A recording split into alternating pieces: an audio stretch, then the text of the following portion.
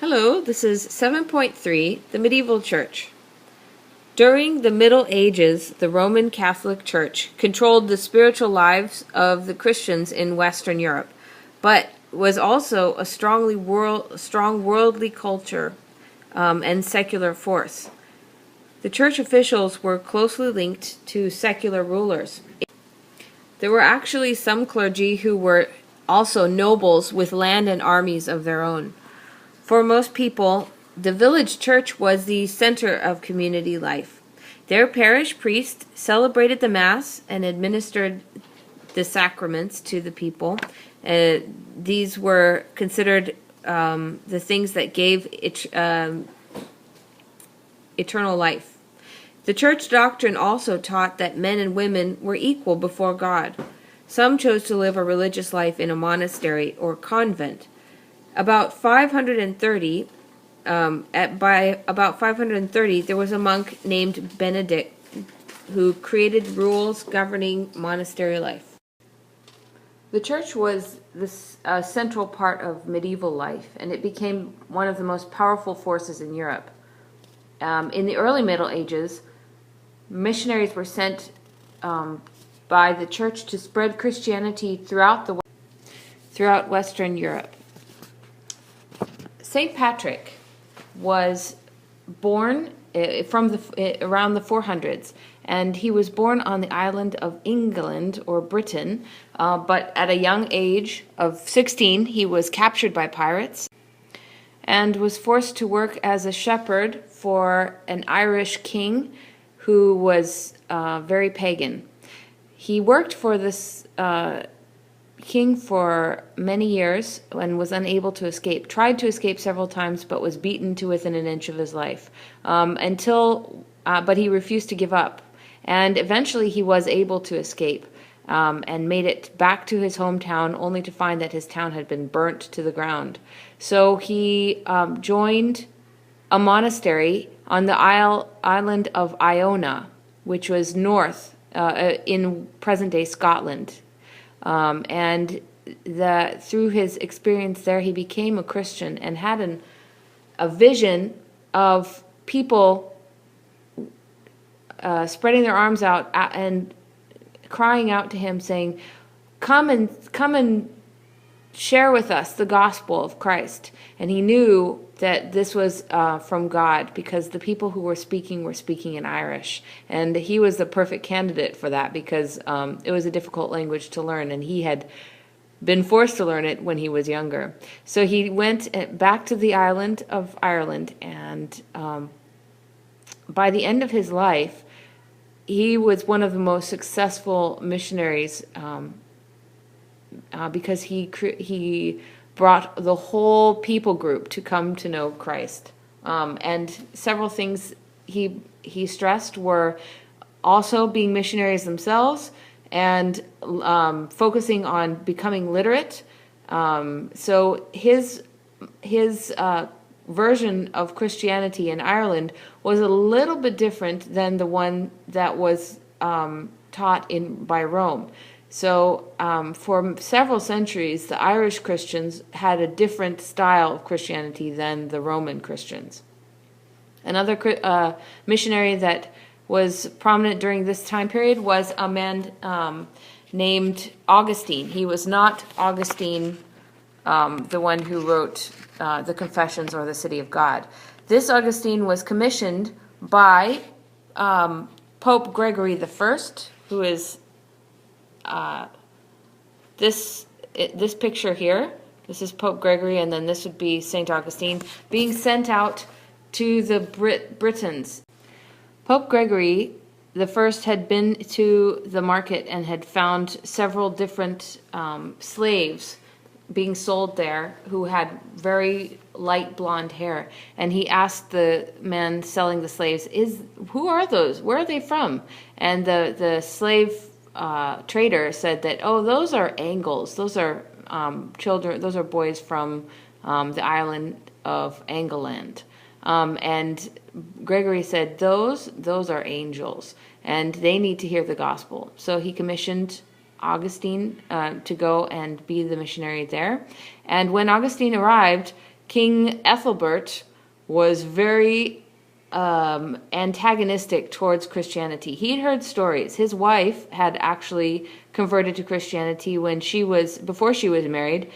She was a princess from the Frankish people group, and had married Ethelbert in a political alliance, and had brought her priest with her when she came over to England.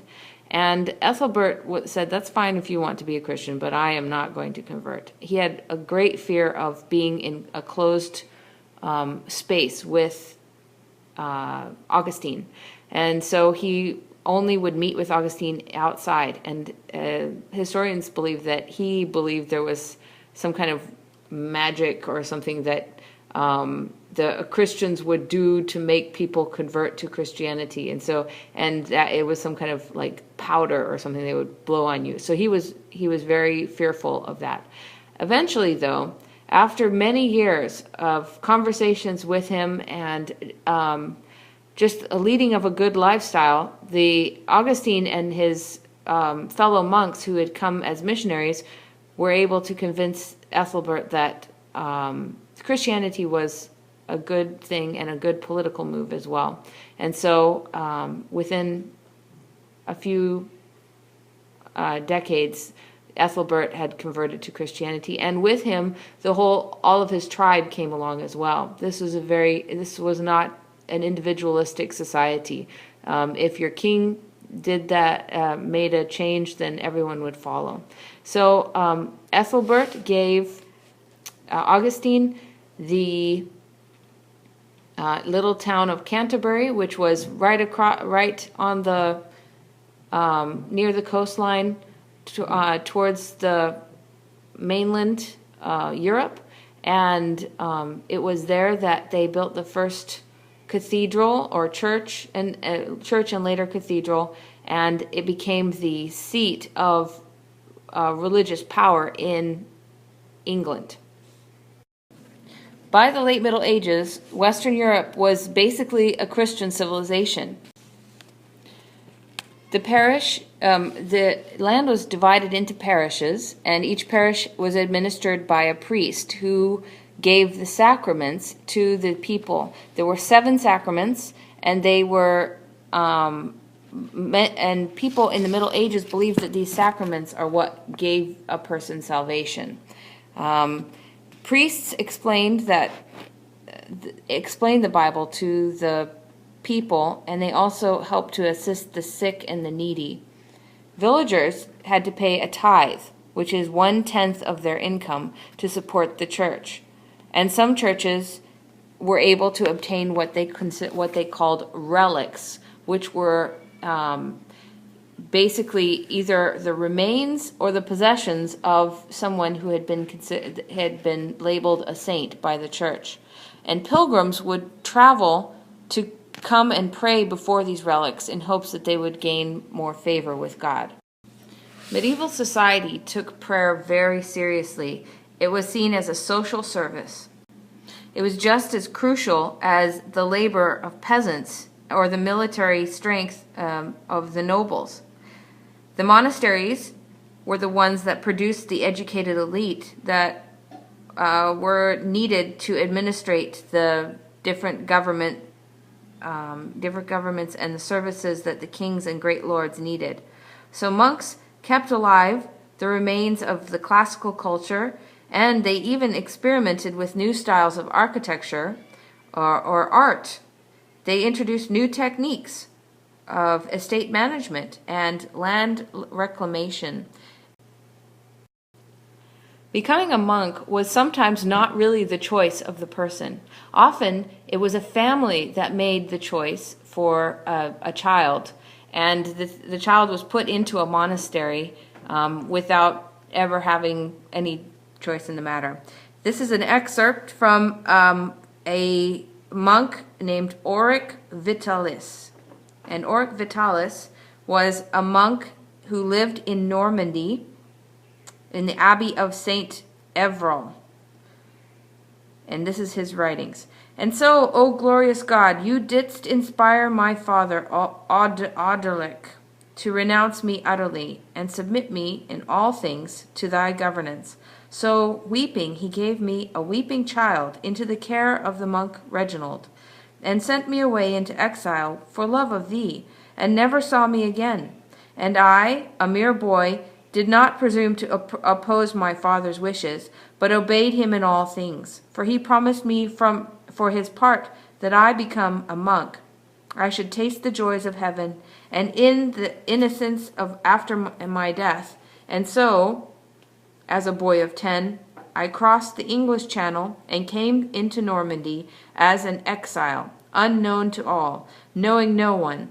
Like Joseph in Egypt, I heard a language which I could not understand. But thou didst suffer me through thy grace to find nothing but kindness among strangers. I was received as an oblate in the abbey of St. Everard by the venerable abbot Manier, and the 11th year of my life. The name of Vitalis was given to me in place of my English name, which sounded harsh to the Normans. This excerpt shows that children were often given, and children of noble families were the ones, especially in the early Middle Ages, that were given to monasteries to become monks. These children were often the younger sons that would have simply been in competition for land and power. And because there was not enough land or power to go around, the family would often decide to put this child in a monastery, and so reduce the amount of competition for the older sons.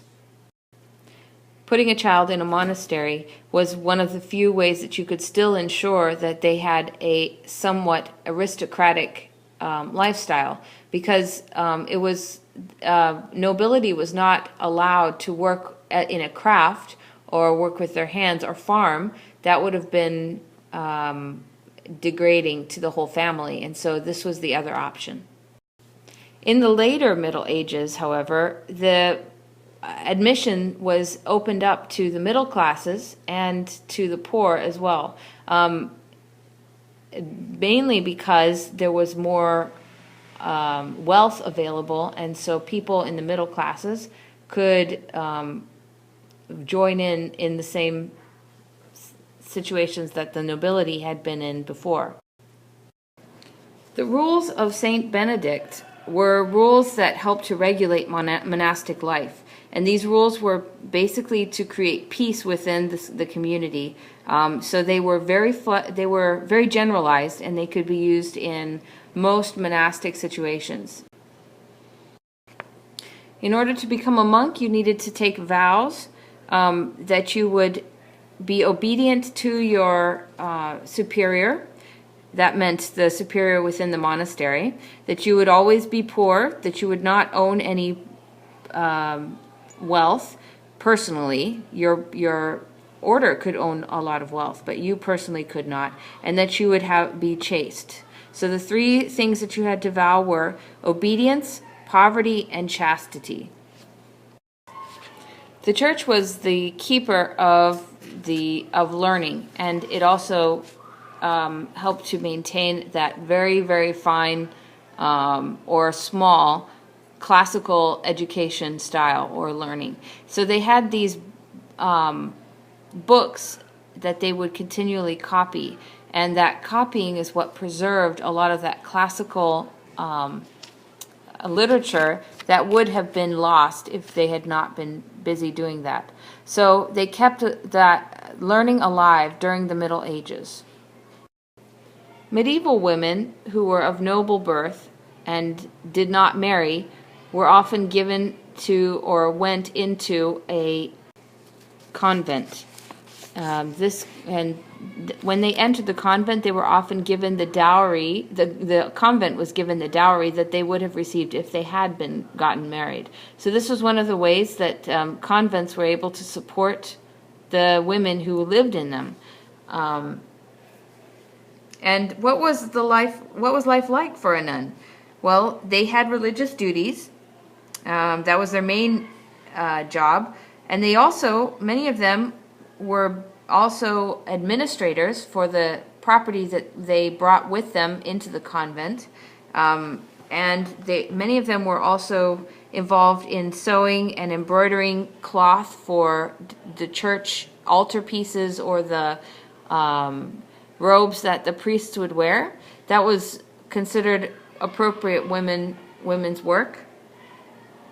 And some who had gained an education in the convent were able to copy manuscripts as well. I like this picture because it shows a woman using her education. So women in the Middle Ages were also, some of them were able to have an education. This picture I like as well because it also has a lady holding a book. They're gaining some education there. A really interesting example of a woman in the monastic life was a woman named Hildegard of Bingen. She was of noble birth, but she was the 10th child to a lesser noble family, and she lived for, between 1098 and 1179. And at the age of 8, she was given to the abbey, an abbey in the Rhineland, where she learned Latin, and she received a very good education. She was obviously a leader because she was put in charge of a convent called Rupertsberg near Bingen. And there she wrote several different pieces of, many different things, including, quote, The Ways to Know, where she recorded a lot of her mystical visions and incorporated theological teaching.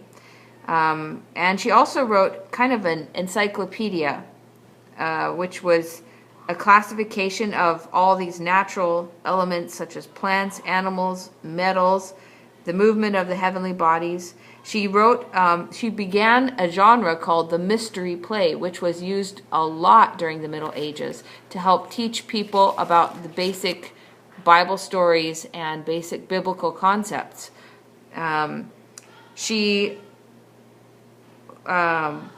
wrote so much, and she had such practical advice that many people would write her letters. Many learned men and people from all over Europe would write her letters, and she would write back to them with her advice. And so she was one of a very interesting example of a woman who gained a position of leadership in the Middle Ages. As the political structure of Europe remained fractured, the church became the stabilizing power in Europe. Medieval popes began to claim papal supremacy, which means that the pope had more power than the kings. And this caused a lot of conflict because kings did not necessarily want to be under the pope's thumb. The church developed its own rules, and these rules became known as canon law. Those who disobeyed this law could face penalties that the church had set up, and two of them were excommunication, which was throwing an individual out of the church and forbidding them from, or separating them from salvation. In the church's eyes, this was what would happen. And the second one was interdict, which is taking away church benefits from a whole region. So in interdict, if you took, the church would refuse to give any of the 7 sacraments to people if the area was under interdict. And this would cause a lot of frustration and fear among the population, and the hope was that by popular peer pressure, the people would force the king to do what the pope wanted them to do, because the people were not being given baptism or marriage by the church or other benefits that they felt like they needed in order to gain salvation. So the church was using these as levers to try to get the kings to do what they wanted them to do. The church, however, was also a force for peace. During this time, because of the splintered political system, there was a lot of internal conflict, lots of small battles and wars fought between lords and kings, and the people who suffered the most were the peasants. So there was the church had to come to some solutions, and things that they came up with were the idea of chivalry, being courteous to people and having rules in battle. But they were also did other interesting things, like have holidays that nobody could go to war during. They had a lot of them. I think during the Middle Ages there were something like 80 days that were festival days or religious holidays that you couldn't go to war on those days. And part of that was to keep down the fighting. But with political power also came corruption.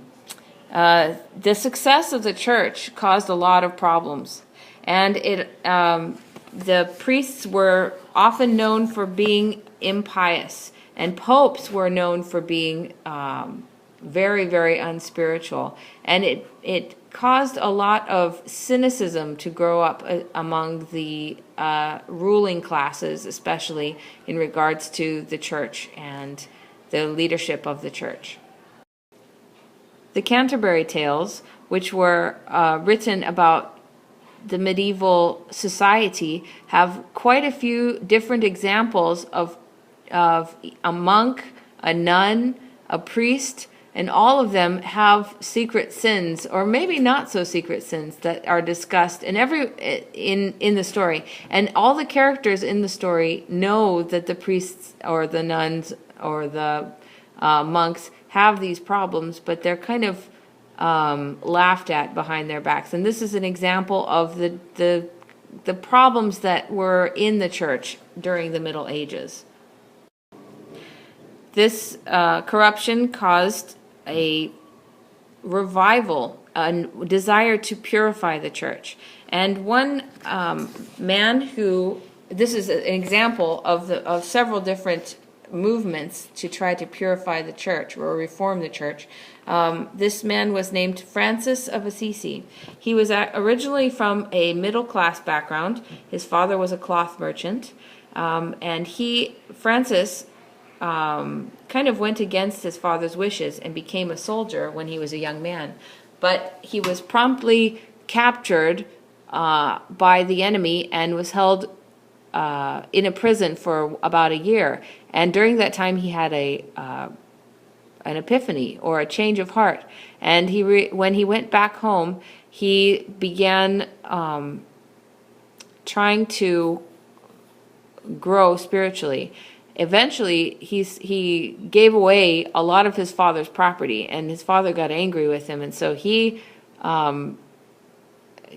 father gave him an ultimatum and said that you need to change and you need to become a merchant like me. And Francis of Assisi said, "No, I never will, and I'm sorry if that's the way you feel about it. Here, take everything back from that was yours.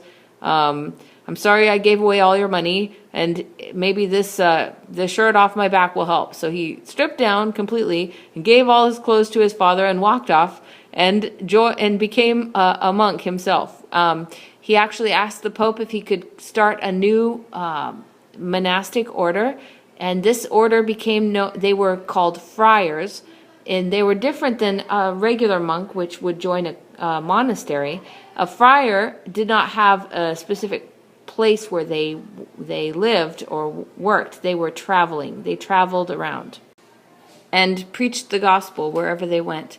And the goal was to try to purify the church or make it more align more with what the scriptures called Christians to be like. The Jews had been in Europe since the Roman Empire had been a factor in Europe. And they had come with the Roman soldiers to be traders to the Roman soldiers, bringing them goods from home and weapons that they needed and all kinds of things like that. And they just stayed. They stayed in Europe. And the Jews experienced a little bit of persecution here and there. They were never very well liked because they were always seen as foreigners. But in Spain, during the Middle Ages, the Muslims had conquered Spain, and the Muslims were fairly tolerant of all other religions, or at least of people of the book, which they considered Jews to be and Christians to be. So of course, they taxed them much higher than they taxed their own people, but they were very happy to let the Jews alone to do their own thing as long as they paid their taxes. And so as a result, many Jews started to congregate and live in Spain because of the tolerant policies of the government. The Jews, however, were forbidden in many parts of Europe from practicing quite a lot of different professions. The only things that were available to them were money lending, gold working, and these professions set up eventually what became the banking system in Europe in later times. But the prejudice that was developed because these Jews were very good at making money off of the people who they lent money to, and it caused a lot of anger and frustration among the other people who were getting the loans from the Jews. And so eventually, it caused a lot of prejudice. Not only that, but the Jews maintained their individuality, and they did not blend into the rest of the European culture. They kept their own practices and their own religion, and they were fairly exclusive. Kings would sometimes come to Jewish moneylenders to get loans in order to wage war on other nations. And when they couldn't get a loan from the Jewish people, they would take that Jewish person and torture them in order to get them to give them a loan. And this became actually fairly common practice for many of the noble people to mistreat the Jews. And it wasn't just confined to the nobility. The Jews began to become more and more mistreated by the population at large. And through several important events, Jews were forced to migrate towards the east. And eventually, in later European history, many Jews lived in Eastern Europe during right before World War I and World War II. So one of the big events that caused this great migration was the reconquering of Spain, from taking Spain away from the Muslim rulers that had been there, and that was done by Isabel and Ferdinand. That was done in 1492, during the early part of 1492, and then in the later part of 1492, Columbus was sent out. So this was called the Reconquista, which means the reconquering of the Spanish peninsula.